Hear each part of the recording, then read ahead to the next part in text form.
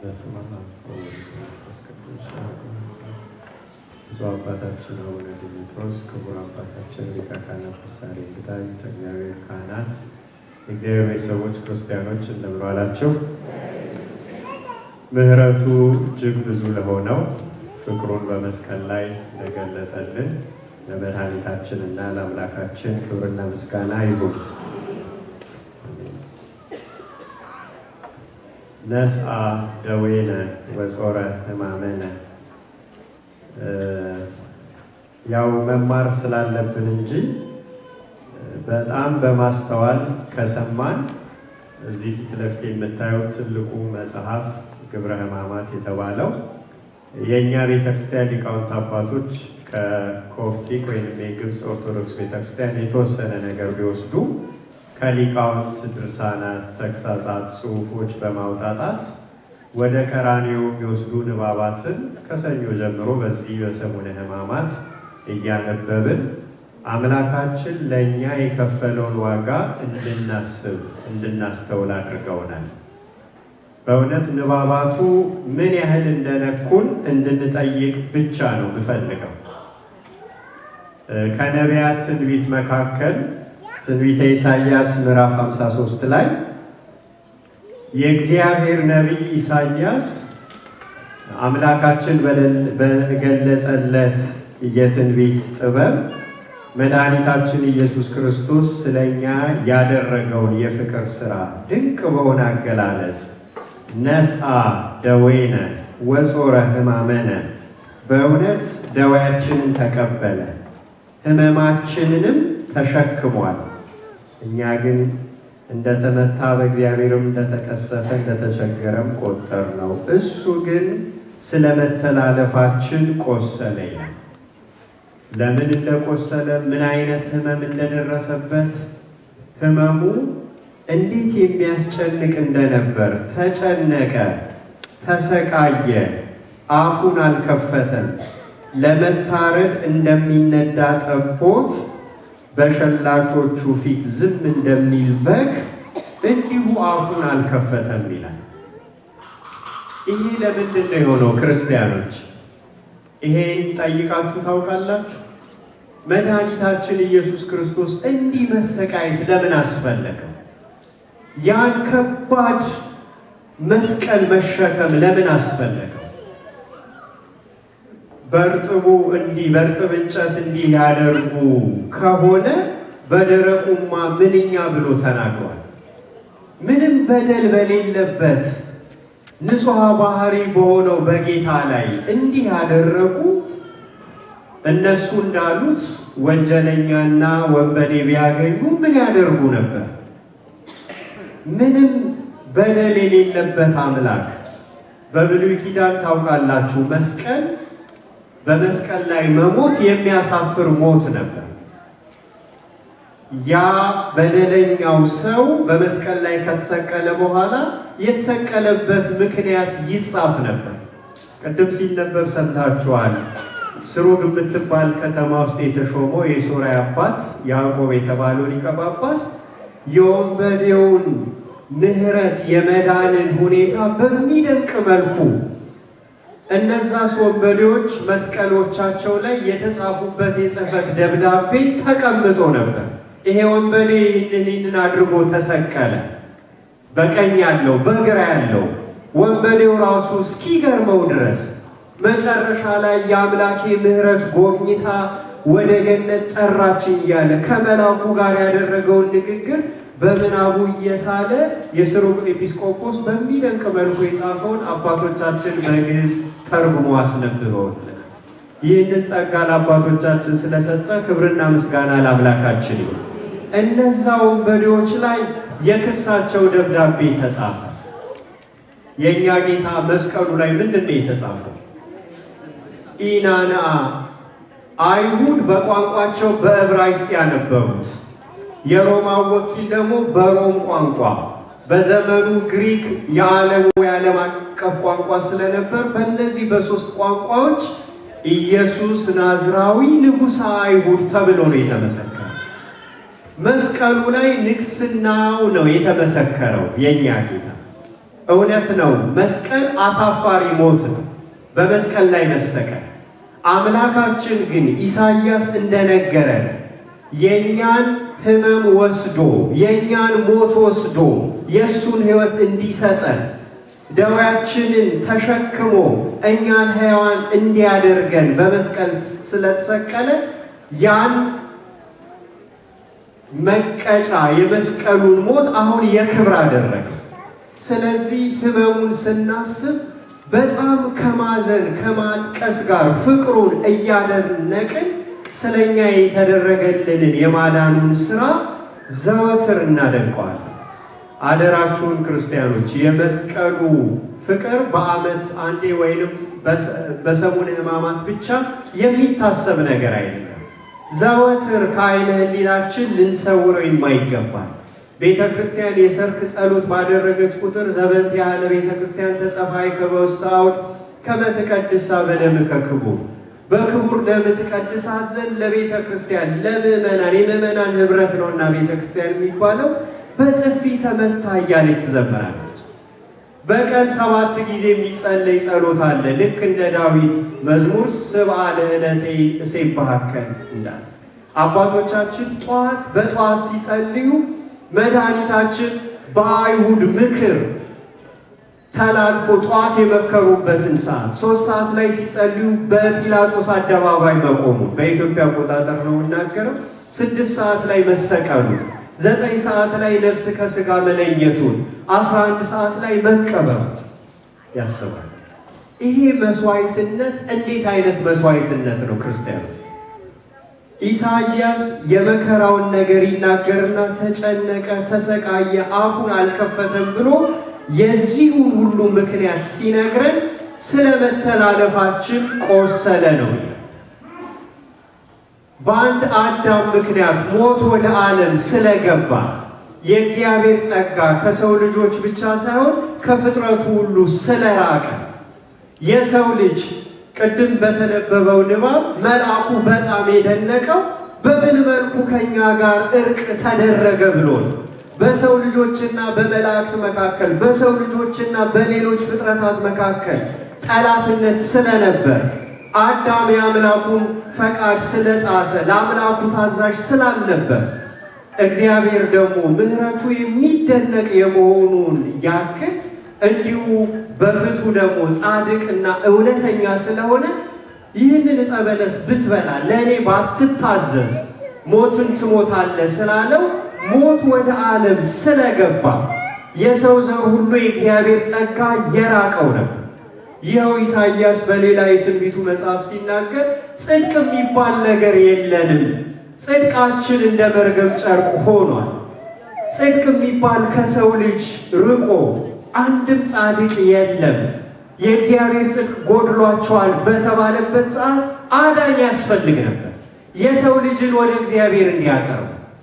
ከሰው መካከል አዳኝ አልተገኘም። ማን ይሙት? እነ ኢሳይያስ በመጋዝ ተተርትረው ተሰይፈዋል። ጠዋት የሰማችሁት ንባብ አብርሃም ምሳሌ የሆነውን ልጁን ይስሐቅን ለእግዚአብሔር ያለውን ፍቅር ለመግለጽ ለመስዋዕትነት አቅርቦት ነበር። ግን እግዚአብሔር ምን አለ? አብርሃም ሆይ ፈተናውን አልፈሃል፣ ለእኔ ያለኝን ፍቅር አሳይተሃል። በደካማው በይስሐቅ ደም ግን ዓለም አይድንምና ይስሐቅ መታረድ አያስፈልገውም። ይሄ ምሳሌ ነው። አንተ ደስ ብሎ አብርሃም ሆይ ልጅ ይስሐቅን ለመስዋዕትነት እንዳቀረብክ እኔ እግዚአብሔር ዓለሙን ስለወደድኩት አንድያ ልጄን ለመስዋዕትነት አቀርባለሁ። ስለዚህ ይስሐቅን የአማናዊው በግ የልጄ ምሳሌ የሆነውን ይሄን በግ ለጊዜ ሰዋዋል። አብርሃም ያንን ለመስዋዕትነት አቀረበ። ስለዚህ ከሰው ልጅ ቤዛ የሚሆን ቤዛ ምትክ ማለት ነው። በአንዱ ቦታ ሆኖ የሚሞት ሰውን የሚቤዥ ለሰው ዋጋ የሚከፍል አልተገኘም። ከመላእክት መካከል አንዱ መልአክ ይሙትልን እንዳንል መላእክት እንደኛ ስጋና ደም የላቸውም፣ ረቂቃን ፍጥረታት ናቸው። ስለዚህ ዋጋ የሚከፍል ሰውን ወደ እግዚአብሔር የሚያቀርብ አዳኝ ያስፈልግ ነበር። በብሉይ ኪዳን ለምሳሌነት ደም ሳይፈስ ስርየት የለም የሚል ሕግ ስለነበር በብሉይ ኪዳን እንደው ከጊዜያዊ መቅሰፍት ለመፈወስ የእንስሳት ደም እያመጡ ይሰዉ ነበር፣ መስዋዕት ያቀርቡ ነበር።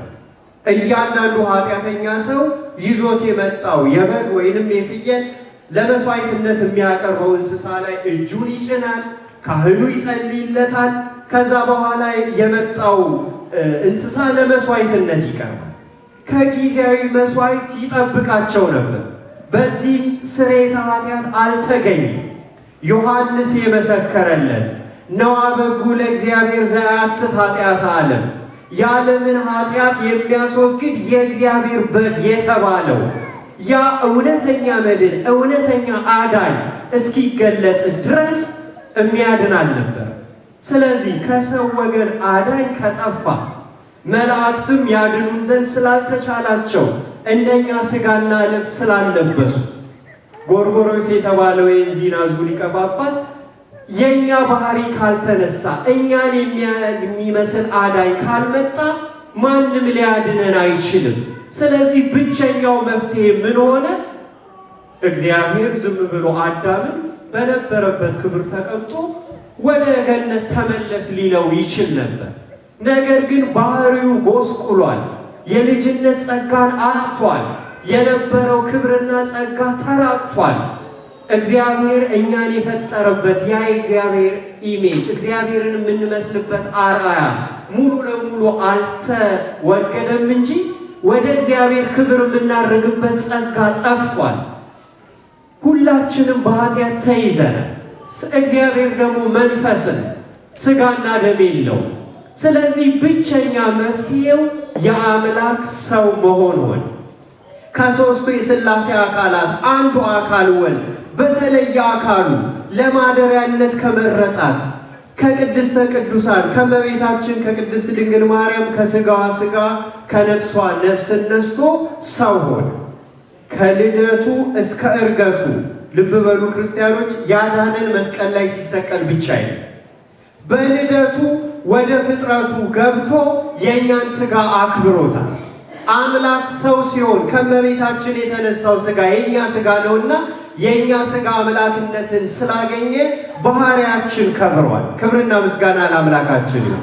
ከመለኮት ባህሪ ተካፋዮች ሆንን ተብሎ ተጽፏል።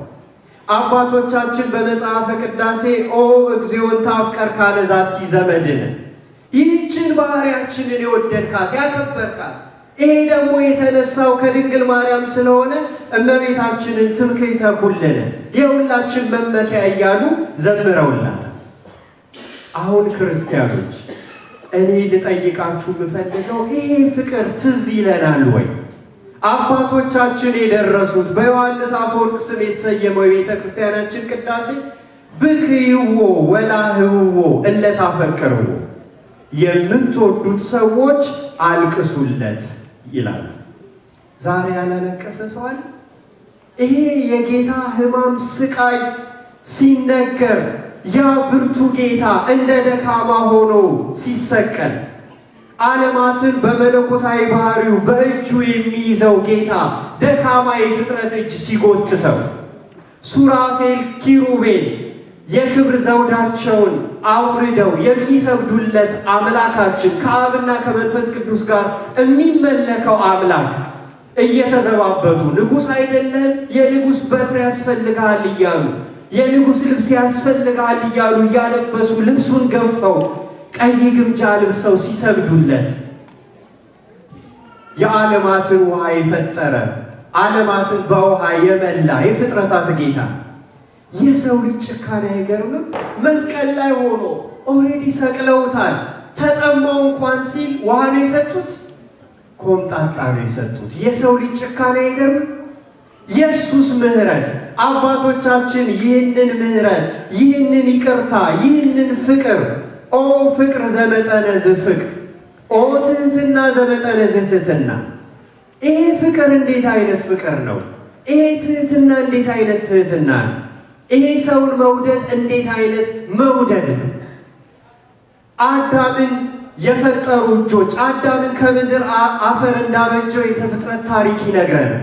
እነዛ እጆች በመስቀል ተቸነከሩ። በገነት የተመላለሱ አዳም በድሎ ሲሸሸግ ፍርሃት ወደ ባህሪው ሲገባ አምላኩን ማያው መስሎት ለመደበቅ ሲሞክር አይቴአለሁ ከአዳም አዳም የት አለ ብሎ በገነት እየተመላለሰ የነበረውን አዳም የፈለገ አምላክ እግሮቹ በመስቀል ላይ ተቸነከሩ። ይህ ፍቅር እንዴት ይደንቅ እያሉ አባቶቻችን ዘወትር ፍቅሩን እንድናስበው አይምሯችን ወደ ቀራንዮ እንዲሄድ ይሄ ዋጋ የተከፈለው ለኔ ነው፣ ለኔ ለኃጢአተኛው እኛ የእግዚአብሔር ጽድቅ ስለጎደለን ሕያዋን እንድንሆን በባህሪው ሞት የሌለበት አምላክ መለኮት ለባህሪው ሕመም መከራ አይስማማውምና ወልደ እግዚአብሔር በሥጋ ሞተ። ሞተ ከመ ይስዓሮ ለሞት ሞተ ከመ ያሕዮሙ ለሙታን ሞትን ይሽረው ዘንድ ሞተ፣ ሙታንን ሕያው ያደርጋቸው ዘንድ ሞተ።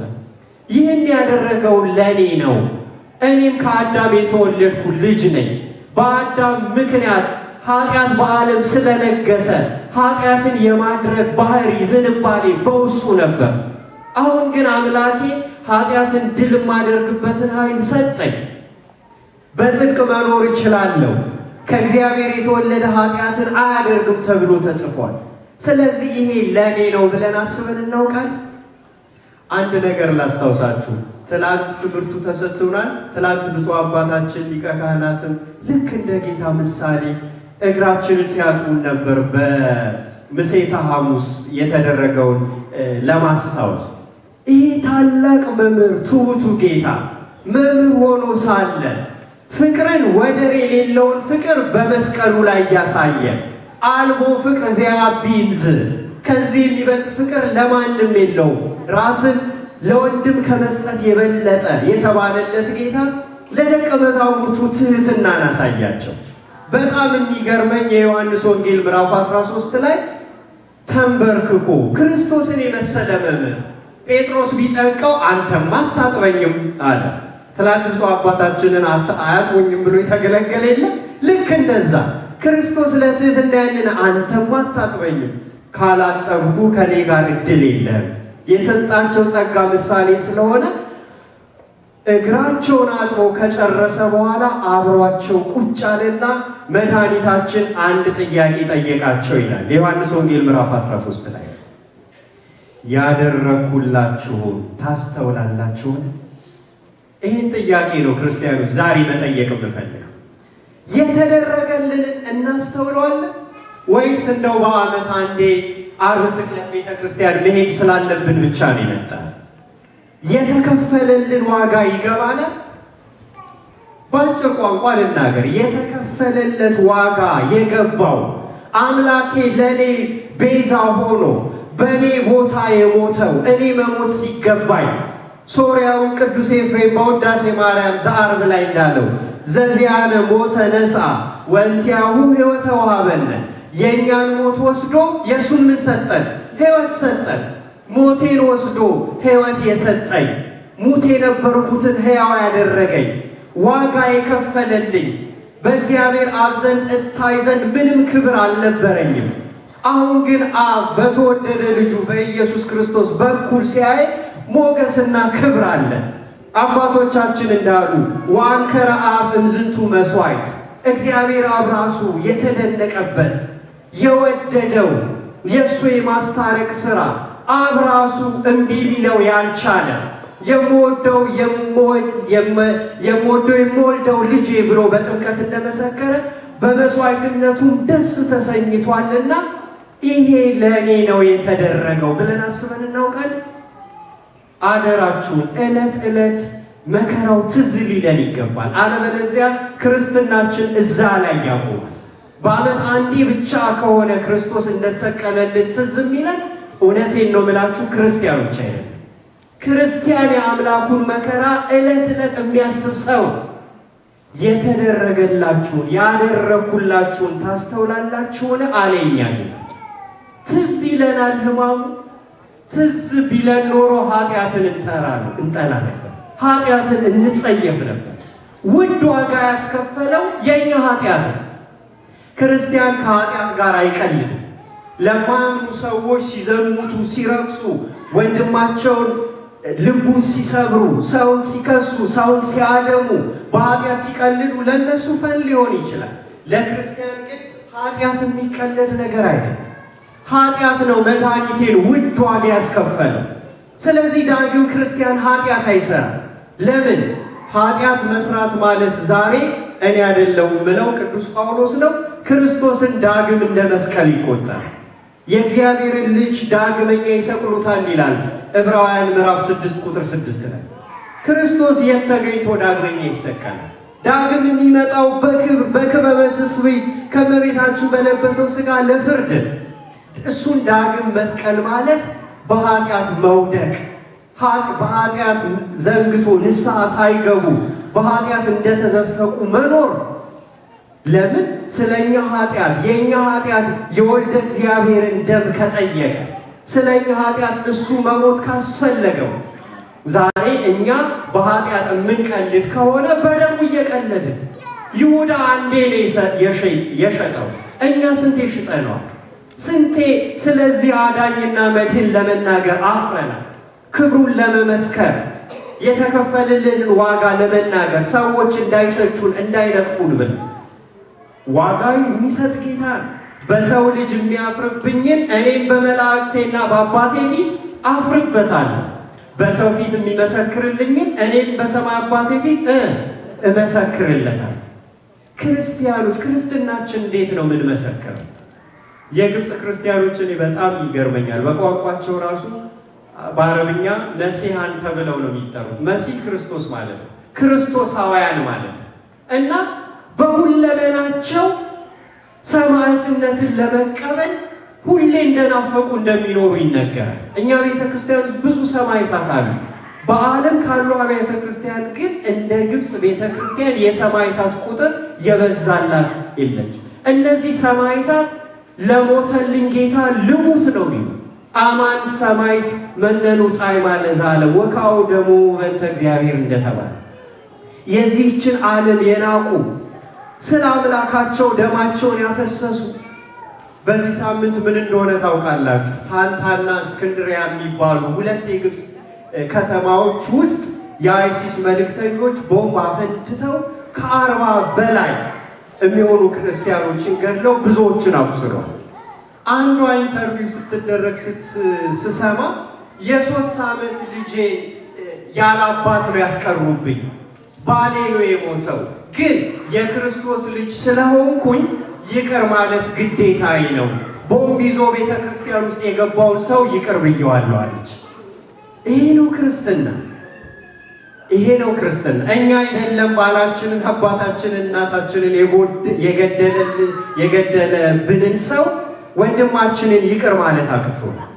የክርስቶስ ፍቅር የገባው ሰው እንዲህ ይቅር ይላል። እንዴት ነው ፍቅሩን የምንገልጸው? እስቲ ፍቅሩን የምገልጽበትን አንድ ነገር አግኝቻለሁ ብላችሁ ለራሳችሁ መልሱ። የጌታን ፍቅር በምንድን ነው የገለጸ? ይህች ክርስቲያን በምስክርነቷ ይቅርታ አድርጌላቸዋለሁ ለባሌ ገዳም። አንዲትም እናት ስትናገር ሰምቻለሁ። የዛሬ 2 ዓመት የእኛ ኢትዮጵያውያን ልጆች ሊቢያ የተሰዉ ጊዜ ቀድመው ክርስቲያኖች ግብጾች ተሰውተው ስለነበር እናትየው ስትጠየቅ ልጅሽን የገደለው ሰው ሰዎች አምጥተው ብታገኙ ምን ታደርጊዋለሽ ስትባል ክርስቲያን እኮ ነኝ የሚያደርጉትን አያውቁትምና ይቅር በላቸው ያለን ጌታ ነው ማመልከው። ጌታዬ በሚስማር የወጉትን እንደዛ ሰቃይተው የሰቀሉትን ይቅር እንዳለ የልጄን ገዳዮች ይቅር እላለሁ ስትልም ሰምቻለሁ። የዛሬ 2 ዓመት የእኛ ክርስትና በምንድን ነው የሚገለጽ? የክርስቶስ ፍቅር ሕይወታችን ውስጥ በየት በኩል ነው የሚታይ? ስለ ስሙ ዋጋ በመክፈላችን፣ ኃጢአትን በመጥላታችን፣ ወንድማችንን ይቅር በማለታችን? እኔ አይደለሁም ምለው አሁንም ቃሉ ነው። አምላኬ እንደው ዛሬ ተሰቅሎልኛል ስሰግድ ዋልኩኝ። ያውም እኮ እየተማረረን ነው አይደል? ስግደቱ አደከመኝ፣ ስትራፖ ያዘኝ ምን እያልን እኮ ነው ይህንንም የምናደርግ። እሱ ስለኛ ነፍሱን ነው የሰጠው። በዓመት አንዴ ለምናደርገው ነገር በደስታ ደስ ብሎ፣ ግን የክርስቶስ ፍቅር የሚገለጸው በአንደበት ብቻ አይደለም። እውነት ነው ዳዊት እንዳለው አመንኩ በዘነበብኩ፣ ሰው የሚያምንበትን ይመሰክራል። በልቡ ያለውን ነው በአፉ የሚናገረው። የክርስቶስ ፍቅር ግን ተናጋሪ ፍቅር፣ ዘላለማዊ ፍቅር፣ በመሞት የተገለጸ ፍቅር የመድኃኒታችን ብቻ ነው። እንደሱ ፍቅርን ያስተማረን ከዚህ በላይ ፍቅርን ሊያስተምረን የሚችል የለም። አንድ የቤተ ክርስቲያን አባት ሁሌ ስለሚገርመኝ ነው የምነግራችሁ። መድኃኒታችን ክርስቶስ እኛን ለማዳን ያስፈለገው አንዴ መሞት ነው አይደል? አንዴ መስዋዕት ሆኖ መቅረብ ነው። 10 መሞት ቢያስፈልገው ኖሮ ያደርገው ነበር ብሏል። እየሰማችሁ ነው? 10 እንኳን መሞት ቢያስፈልገው ኖሮ ፍቅሩ ወደር የሌለው ስለሆነ 10 ያደርገው ነበር በመሞት። ይህን ፍቅር ለሌሎች እንዴት ነው የምናሳየው? ዮሐንስ ምን ይላል? እምታየውን ወንድምህን፣ በሴትም አንቀጽ ይናገራል መጽሐፍ ቅዱስ ውስጥ ለወንድም የሚሰጠው የምታያትን እህትሽን፣ ወንድምህን እህትን ሳትወጂ የማታየውን እግዚአብሔርን እወዳለሁ ብትል ምንድን ነህ? ሐሰተኛ ነህ። በጣም ያስፈራል። ውሸታም ከመባል ይሰውራል። የእግዚአብሔር ፍቅር የበዛለት ሰው አይደለም አብሮት ክርስቲያን የሆነውን ሙስሊሙን ፍጥረቱን ሁሉ ያፈቅራል። ገዳማውያን አባቶቻችን በገዳም የሚያገኟቸውን እንስሳዎችን የሚያፈቅሩ ነበር። ፍቅሩ በስቶላቸው ገዳም የወሰዳቸው ፍቅሩ ስለሆነ በፍቅሩ ስለተበሉ ለፍጥረት ሁሉ የሚሆን ፍቅር፣ ጭካኔ እንስሳት ላይ እንኳን የማያሳዩ እንዲህ የበዛ ፍቅር ሊኖረን ይገባል። ስለዚህ ክርስቲያኖች የተለየ ነገር ልናገር አይደለም የቆምኩት። ዛሬ ሲነበብ የዋለው አስተውላችኋልን? መስቀል ላይ የተደረገልንን እናስተውለዋለን? ፍቅሩ ይገባናል፣ ይነካናል፣ አንብተናል፣ ዛሬ አልቅሰናል። በግል ጸሎታችን ጌታ ሆይ ለእኔ ይህንን አደረግ። ስምዖን አምዳዊ የተባለው ሲጸልይ የነበረውን ሰማን አይደል? ያቺ ኃጢአተኛ ሴት ጌታ ሆይ በእንባዋ እግርህን እያበሰች በእንባዋ እግርህን እያጠበች በፀጉሯ እግርህን እያበሰች ፊትህ እንደተደፋች አምላኬ ሆይ አሁንም እግርህን ስጠኝ በእንባዬ አርሰው ዘንድ ይል ነበር። ሲነበብ ሰምታችኋል። እንዲህ እያልን እንጸልያለን ወይ? የተደረገልንን እናስተውላለን ወይ? አምላካችን ይህንን ፍቅር እንዲያበዛልን ሕሊናችን ዘወትር በቀራንዮው መስቀል ላይ እንደተሳለ ከእርሱ ጋር ተጣብቀን የምንኖርበትን የፍቅሩን ጸጋ ለሁላችን ያብዛል። ሐዋርያው የእግዚአብሔር ፍቅር በልባችን ስለፈሰሰ ተስፋ አያሳፍርም ተብሎ እንደጻፈ ያለ እግዚአብሔር ፍቅር ሕያዋን መሆን አይቻለንምና ይህን ዘላለማዊ ፍቅር በሞት የተገለጸውን ፍቅር በልባችን አብዝቶ ይሳልን። ስለተወደድንበት ውድና ፍቅር ለመድኃኒታችን ለኢየሱስ ክርስቶስ ከባሕርይ አባቱ ከአብና ከመንፈስ ቅዱስ ጋር ክብርና ምስጋና አምልኮና ስግደት ይሁን።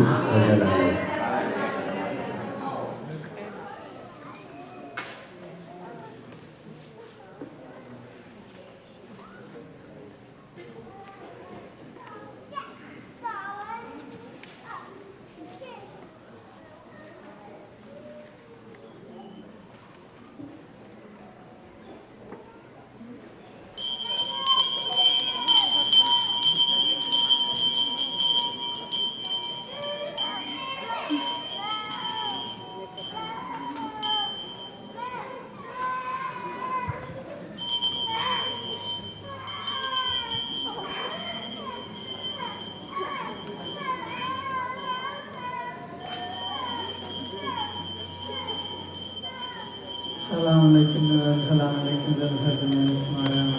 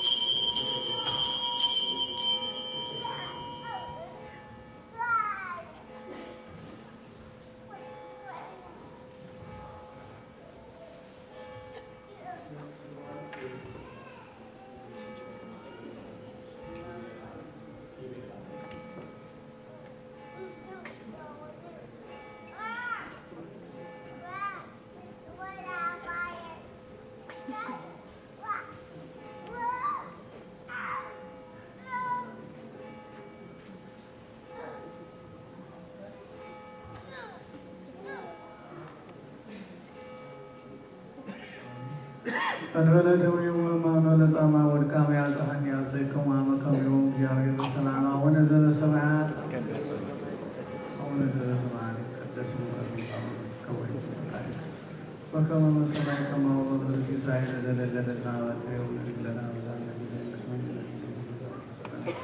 إتهام النبي وسلم صلى الله عليه وسلم كل قسم جاكيد وبسائر معلم በሰላም ቅዱስ ገብርኤል መልአክ ወዝቲ ማርያም ሰላም ነግሪ ግሎሪና ኮሪስ ግሎስ ጋይከ መግዚአብሔር ሰው ሰላም ይጣን ዮሐንስ ወልድ ከዚህ ተፈሲ ሁሲሮን የተዘጋ እግዚአብሔር መስለኝ ዛሬ ወዛዴ መረታው ወክሮል ኢየሱስ ክርስቶስ ከመይ እስራኤልን አጣዊ ከተማይ ጸናዊት ሃሌ ሃሌ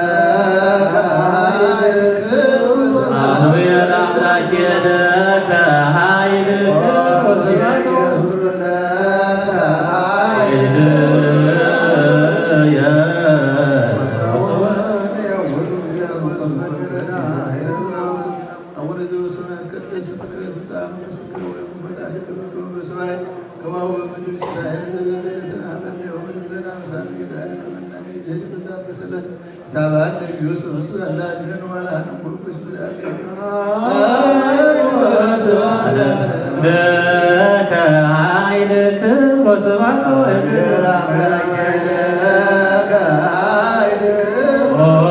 ኢየሱስ ክርስቶስ ለከ ኃይል ክብር ወስብሐት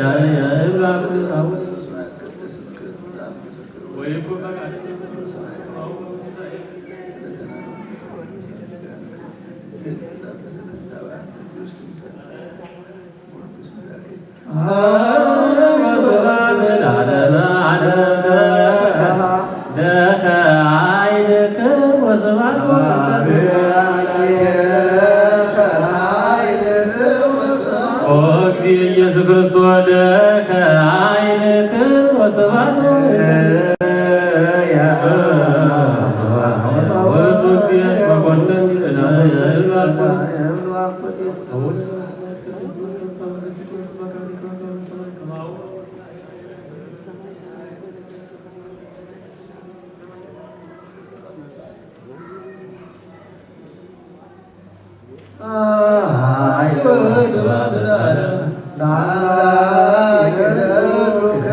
አምላኬ ለሉ ክብር ወስብሐት ለስሉስ ይደሉ ክብር ወስብሐት ሕያው ይደሉ ክብር ወስብሐት ብዙ ይደሉ ክብር ወስብሐት መንግሥቱ ይደሉ ክብር ወስብሐት ኢየሱስ ይደሉ ክብር ወስብሐት ክርስቶስ ይደሉ ክብር ወስብሐት ሕማሙ ይደሉ ክብር መስቀሉ ይደሉ ክብር ወስብሐት ወይዘዝል ለአምላክ ይደሉ ሕያው ይደሉ ክብር መንግሥቱ ይደሉ ክብር ክርስቶስ ይደሉ መስቀሉ ይደሉ ለስሉስ ይደሉ እዘዙ ይደሉ ለኢየሱስ ይደሉ ለሕማሙ ይደሉ